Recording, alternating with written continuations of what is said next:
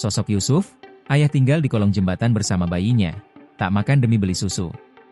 Kisah pilu seorang ayah bernama Ahmad Yusuf Afandi, 32, tinggal di kolong jembatan bersama anaknya, Zafa yang berusia 11 bulan.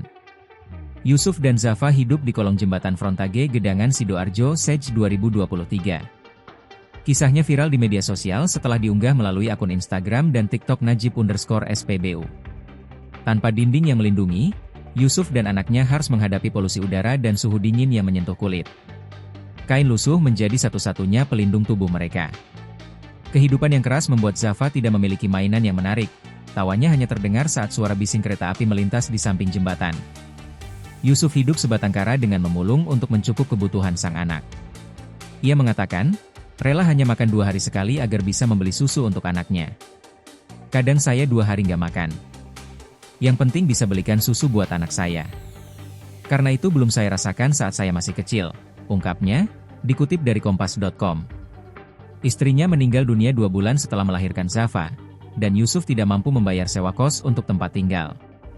Ia pun memilih untuk hidup di kolong jembatan. Bupati Sidoarjo, Subandi, mengatakan bahwa Yusuf adalah warga asal Kabupaten Mojokerto. Berdasarkan data yang terhimpun, Yusuf berasal dari Dusun Kepindon, Kecamatan Soko, Kabupaten Mojokerto. Menanggapi situasi ini, Dinas Sosial Kabupaten Mojokerto berkoordinasi dengan Dinas Sosial Provinsi Jawa Timur untuk mengevakuasi Yusuf dan Zafa.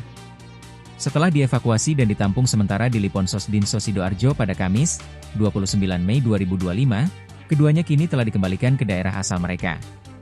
Subandi memastikan bahwa kondisi kesehatan Yusuf dan Zafa dalam keadaan baik saat bertemu dengan keluarganya.